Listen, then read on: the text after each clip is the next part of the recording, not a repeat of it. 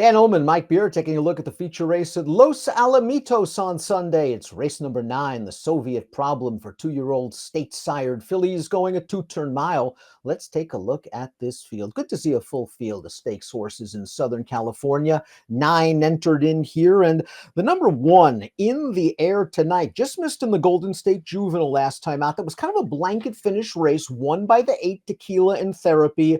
We'll see if in the air tonight can turn the tables, breaking from an inside draw and stretching out a furlong. Yeah, she was favored in that race. Going to stretch her back out here. The only other time they tried 2 turns with her, Dan, was just in a race where she was in way over her head. So you don't want to be too hard on her for that one. We'll see how much better she can do. Personally, I didn't see much of an excuse for her not to get the job done last time. We'll throw up our Timeform US pace projector. The 7 musical number is expected to make the early lead, and why not? She's stretching out. She's shown tactical sprint speed in her career, but I do think the 6, How About Pavel, is also going to show speed. In her 2 route races on turf, those are the tactics that were used, and even with the blinkers off, I think she can't help but be forward. Yeah, we'll see. I thought the pace was a little bit murky in this race, but I certainly didn't see a ton of speed in here, and I won't be shocked when the 7 just clears it early. The 4, Hey Jessie, has the fastest Timeform US late pace rating. She'll be making her dirt debut in the Soviet problem. Let's start things off with In the Air tonight. You talked about that race last time out. They cut her back to 7/8 after she was completely overmatched in the Oakleaf, and she ran on okay. Like you, I really didn't see much of an excuse, but she's a consistent sort. I'm a little bit concerned, though, that these Beyer speed figures have not been getting better since her second lifetime start or so. Yeah, exactly. I mean, she's one of those horses who was clearly early. She won at 4.5 and she won at 5.5. And now that they've moved her up and gone a little bit longer with her, she's just not getting better. If you want to argue that maybe she was too far back early in that Golden State Juvenile, I guess. But the winner was back there with her. The runner-up was back there with her. And then this horse just followed the winner, I thought, right through the stretch, right through the hole, had a shot to win and wasn't good enough. Big Price is up next. That's the 2, Chapina Pasadena. I won't argue with anyone that says that Los Alamitos might be one of those horse for course tracks, and Chapina Pasadena was a debut winner at Los Al going 5/8, and she also won a mixed breed race last time out. The problem is 2 starts back when they stepped her up in company, she was walloped. Yeah, exactly. I mean, she's hard to like off of the 2 wins, even though she's 2 for 3 on paper coming in here, Dan. She's hard to like off the 2 wins. Grateful My Love just missed last time out, rallying from way off of the pace. It was only her second lifetime start. That was the Golden State Juvenile. It was really an improved performance off the career debut where, again, didn't break very well, kicked on in the stretch. They're hoping that maybe this filly is going to start breaking a little bit better. She must prove that she's not a closing sprinter as she tries 2 turns for the first time, but I think it's too early to pigeonhole her there. I would like to see some improved tactical speed. I think she's on the improve. It's a good point that you make about her, having to prove that she's not a closing sprinter, because it's the one thing that I thought, too, when I watched her first 2 races. I thought her debut was very promising. Dan just got outpaced early in that race, couldn't keep up. She was really running through the stretch of that race, passing horses on the inside, galloped out past everybody.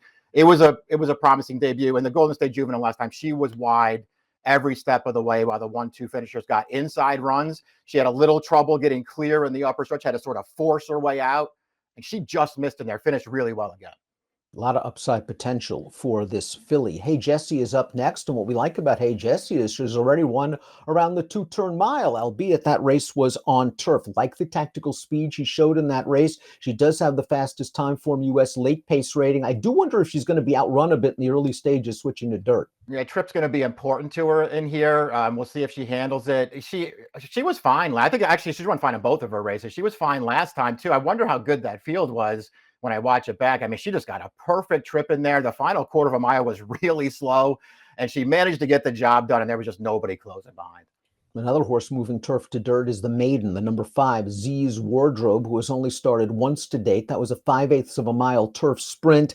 Didn't really run great that day. Is now going to get blinkers, is now stretching out in distance. I'd expect a little bit more speed, and I guess there's enough pedigree for her to handle the trip.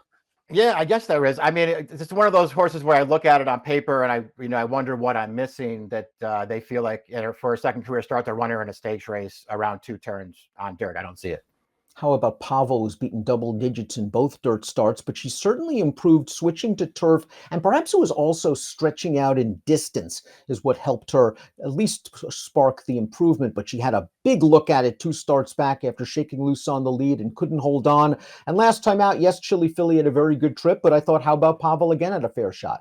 Yeah, I agree with you, Dan. I mean, I respect that she has speed in this race, and now she's been legged up now in 2 mile races on the grass, and so you feel like maybe the stamina will be there on the switch to dirt. And obviously, listen, if she can somehow get to the front in here on dirt, that's always an advantage. So I don't know. We'll see. I didn't think that she was impossible in here. I don't hate her chances, but I'm probably not betting her either. Musical number is going to stretch out for the first time in her career. She's won her first 2 starts. Let's watch that $50,000 starter optional at Santa Anita in mid-October. I thought this was a very nice ride where Pereira had musical number tracking on the outside. They were basically race riding this favorite who got locked in down on the rail, was forced to switch out, and by the time she does get out, it's too late. But musical number does run through the wire pretty well, and her speed should at least play. The question, of course, is distance. And I saw the same thing you did there with that favorite there. I'm still not sure that it made that much of a difference. I just think this horse ran the best race in there, just on the chase the entire way. I thought he worked really hard from start to finish and stayed on pretty nicely at the end to get the job. And I liked that effort. 2 for 2 now. It's all about whether or not she can stretch out in distance. Lots to like about the 8 Tequila and Therapy. She's won around 2 turns on turf. She beat a couple of these last time out in this race, the Golden State Juvenile, when cut back to 7 furlongs. Everybody's got a chance turning into the lane, but Tequila and Therapy gets the jump on everybody and is just going to hold sway. Beyer came back a little bit light 60, but it's interesting to note that her best Beyer speed figure came going the 2 turns, although that race was on turf. Yeah, exactly.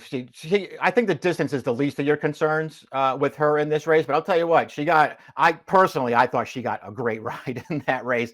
Maldonado did everything right. He got her into position. He got the split in the stretch and had the jump on the second and third finishers there. And you saw at the end, Dan, I mean, she just held on. I wonder if Chili Philly is a little bit of a sleeper in here. She's only raced once on dirt, but that was a 5/8 of a mile race. And going back and looking at the charts at Del Mar that day, it just seemed that everything that got to the rail and got to the lead was winning. And Chili Philly was outrun early and might not have had any chance the way the track was playing. They legged her up on turf in her last 2. She got it done with blinkers off on the grass at Santa Anita. Maybe she's finally coming into her own for Tim Yakteen. Feels like, yeah, I agree with you. I feel like distance probably made a little bit of a difference when you go through her pedigree. There's plenty of dirt in there, Dan. I'm not going to worry about the surface switch. She could even be a fair price in there. I have no idea how they're going to bet this race. I got her in there somewhere. I think she's interested in here at the right price. Let's take a look at our top selections for the Soviet Problem Stakes, the feature at Los Alamitos. You're going with Grateful My Love. She has a lot of potential. You saw her fly home in the video we showed with Tequila and Therapy for second. That's what she's done in both lifetime starts. And if she gets any kind of pace and wants the distance, she'll be running late through this long stretch. Yeah, there are certainly questions she has to answer here, Dan, but I just like both of her races. And, I feel like if she does handle the distance, she's going to be tough in here. I have the same distance questions with musical number, although I think I'm going to certainly get the jump on Grateful My Love. Turning into the stretch, she has a little bit more speed than that horse. We'll see if she wants to last the mile. 7138 for me, 3879 for Mike. Soviet Problem. Feature race at Los Al on Sunday. Best of luck. Hey, let me give you a hot tip.